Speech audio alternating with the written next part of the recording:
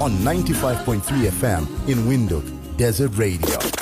The bold. And now we have somebody that also has a very, very, very good, corporate affairs record. She served as the chief of corporate affairs at the Motor Vehicle Assistance Fund, Accidents Fund rather, of Namibia from October 2013 to January 2018, where she was responsible for strategic corporate communication, public education, stakeholder management, road safety, and corporate and social investment. She also served as the executive in business registration services at the Business and Intellectual Property Authority, which is BIPA, from February 2018 to February of 2021, where she was responsible for the registration and administration of companies, close corporation, and sole proprietorship. Now, she is the CEO of the Namibia Institute of Pathology. If you haven't guessed it already, I'm telling you now that we are in the company of Kapena Tjombonde today. Good morning, ma'am. Good morning to you. How are you? Very well, thank you. It's Wednesday. It's Wednesday. It's Yeah. Wednesday. Are we excited for the Wednesday? Very much so. Yeah. Tomorrow is Friday, isn't it? Basically, Yeah. basically tomorrow's Friday for all Namibians. Yes. How are you? Very well. Yeah? No complaints. Mm-hmm. All is well so far. All is well so far. Yes. Now, I'm sure you're listening to that, track record that I was listing there. You've been quite, busy just in corporate generally over the years in Namibia. I want to find out, before we just get to know you, on a personal level, how you, wake up every morning and tell yourself, okay, today I'm going to make the institution that I'm at a great one. Mm-hmm. Well, I think the institution where I am, the NIP, is an institution that contributes majorly to the well-being of the Namibians. And that is, when you look at our vision, the new vision that we crafted is to be a trusted, customer-centric, innovative, institution. But that doesn't bring out why NIP is there. Primarily, NIP is there to make sure that when the doctor is treating a patient, they already have the tests from NIP to be able to decide the course of action. So that's really what is exciting, to work at NIP, because you serve a person in Katutura Hospital that does not have a medical aid to choose where to go. That is what's really exciting to work at NIP. Now, speaking about the NIP, just something that we spoke a bit about off air was that, especially during the peak of the pandemic, the NIP was very, very, very busy. With tests coming in left, right, and center every single day. Just talk to us about how, crazy it was during like the peak of infections over maybe a year ago, if not a few months ago. 2 years, 2020. Yeah. The first test in 2020 was carried out by NIP. You remember that the couple from... Yes. Was it from Romania? Yes. Yes. Was tested at NIP. Now, at the time, we were taking very long to test, because it was the first ever in the country after the outbreak in December the previous year. So 2020 was okay. December was a bit rough, but I want to talk to you about the third wave that was... June, July, August. That's when we really felt the heat as an institution, because at that time we were only testing in Windhoek, and Namibia is very, very vast. And COVID was everywhere. It was not just in Windhoek. So we were transporting all samples from all over the country to one testing center. And as with COVID, you want the test results released immediately. So because of the volumes, it became quite a big challenge. Not so much the volumes per se, but our staff members also were testing positive. So you were basically running operations with a skeleton team. Results needs to go out as soon as possible. But as it were, we have partners that really assisted us, and we called out our partners. We got additional staff members. So we were able to have a staff complement that could manage under the circumstances. But subsequent to that, it was an expensive lesson for us. We decided to decentralize, and we are testing at 7 other sites today. And that's one of the good things that COVID brought about, in that, we were able to expand. We were able to acquire new skills to test, and we were able to create employment as an institution because we got graduates that were unemployed at home to come and assist us. Some are still there, quite a number. But we had up to 30, going to 40 people that we had to get, to come and support us. That's what COVID did to us. Now, I asked that question specifically because, you are here for us to get to know you, but also because I want to find out, during that time that it was so stressful at the NIP, what were you doing, just on on a personal level to sometimes just take your mind space away from, the stressfulness at work? How did you sort of just, I guess, take 5 minutes away and just calm down and, take it easy? I hope there were 5 minutes to take it easy at that time. Oh, gosh. Yeah, I spoke to the skeleton team that we often had. It was almost impossible to have a me time during that time because COVID is very destructive in that it was distracting us as people, our families, and then corporate. So I had to deal with a lot of this. I'm also a family person. Yeah. I have children.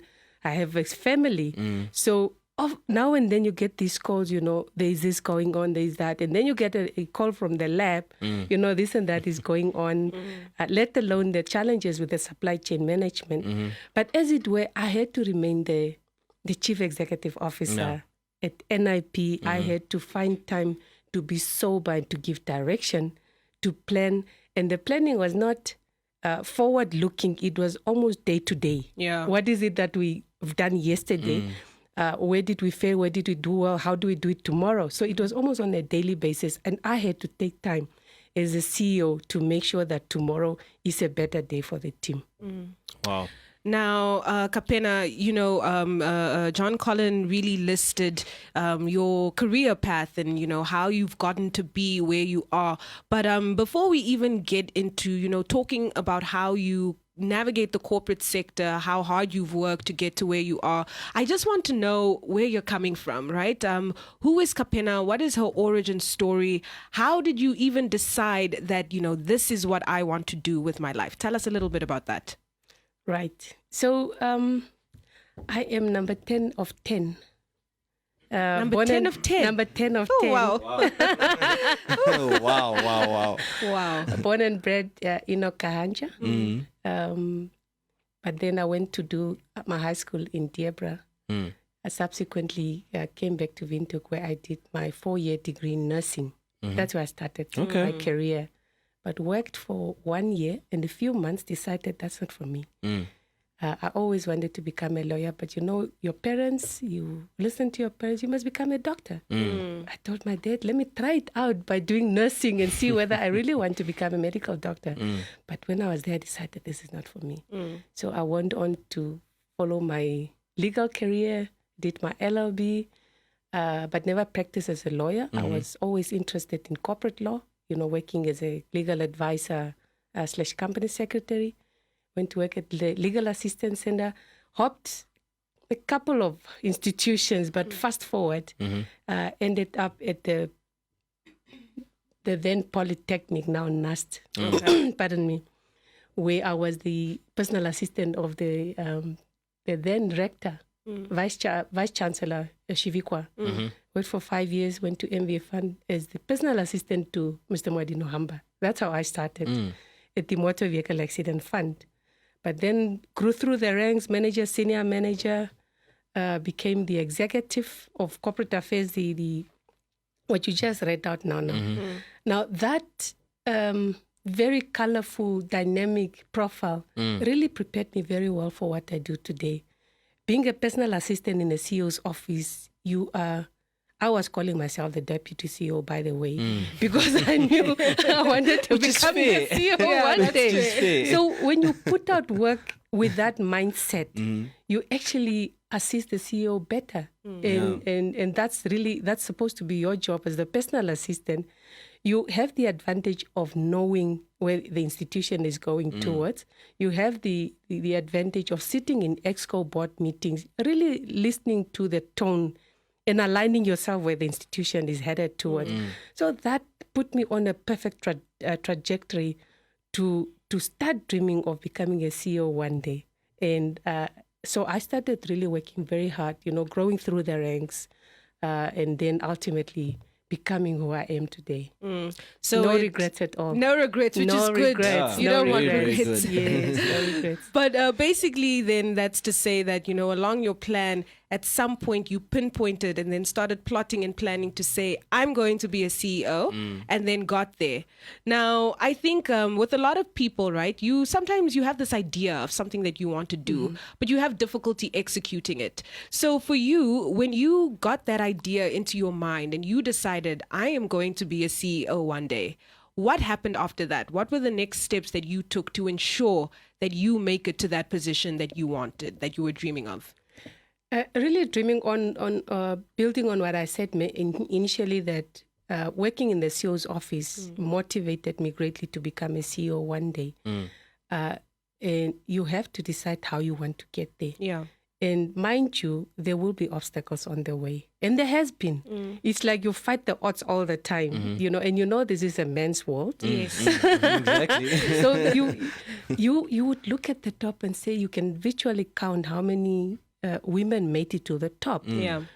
But just this morning, I was listening to John Maxwell, who says the top is quite vacant. There are very few people on the top. But here at the bottom, we are many, and competition is tough. It's very tough at the bottom. So that was also one of the things that motivated me. I want to be one of those few people. So what I did is that, what do I need to become? First of all, the qualifications, of course, have to be aligned to be able to make it to the top. And it's not just qualifications. Leadership is more about you leading yourself before you want to lead. Oh, yes. So, and I started aligning myself with that thought, the school of thought, as to how do I lead myself? How do everything I put out and what I do should resonate with what I want to become. And that's really putting your mindset to what you want to become. And like I said, obstacles will be there. You will fall, you stand up, you dust yourself, you take on the road again. Never be discouraged. Hasn't been easy, but it is possible. It has been possible, and it was a journey well traveled. Yeah. Now, as you said, it is quote unquote a man's world, right? It's very sort of, especially in the corporate sector, still till today, sort of very patriarchal. But just, from your experiences over the past few years particularly, do you think, the situation is getting, or the environment is getting better where women are more accommodated, and not just because they are women, but because they also do have the skills and they are competent enough to lead and be in such big positions?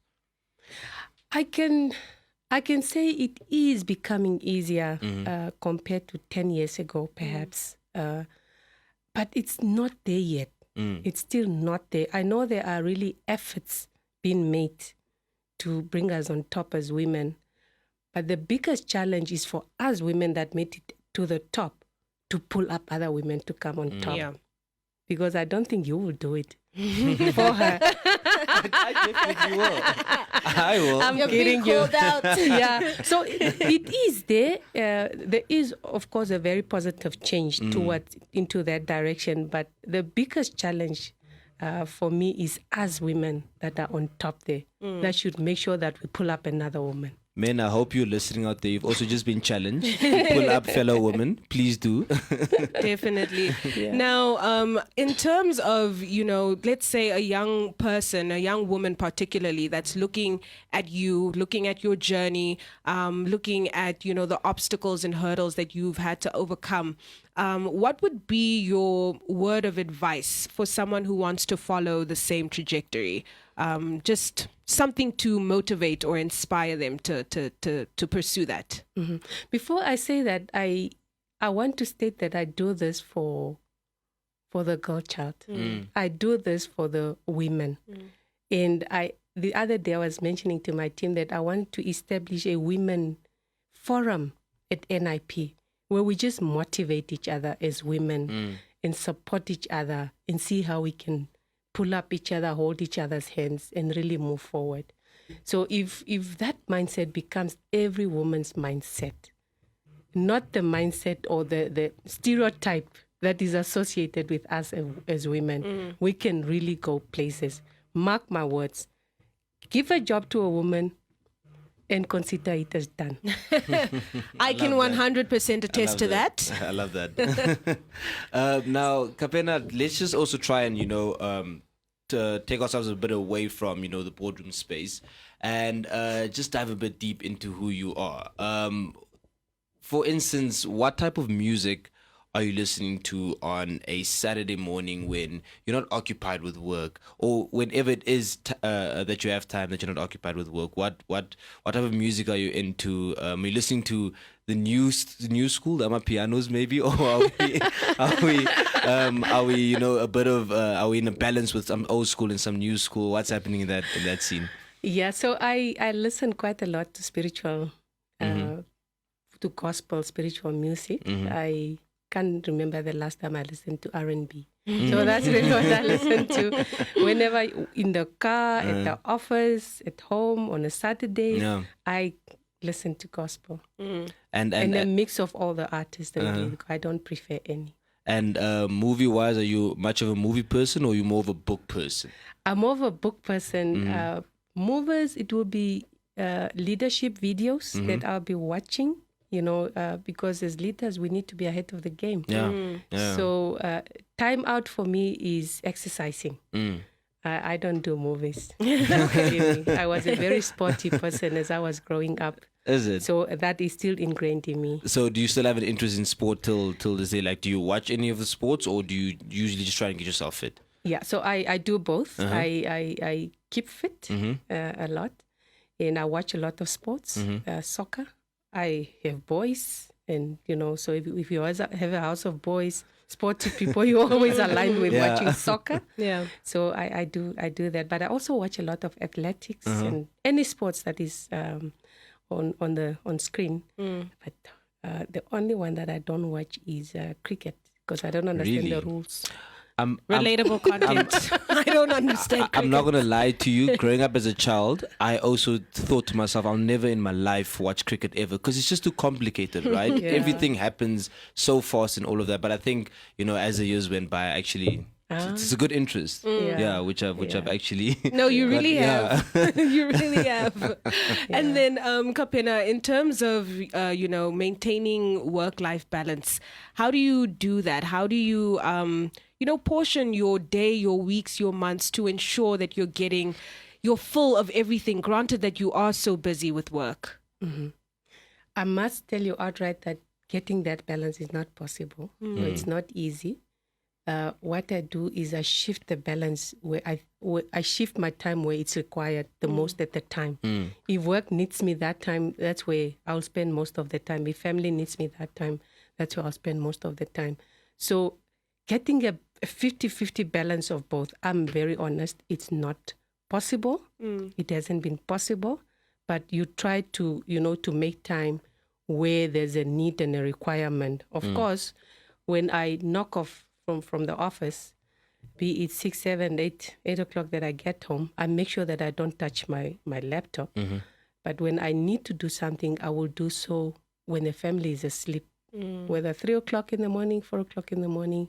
And then when it's time for the family to wake up 6 o'clock, then we are together as a family, laptop is closed.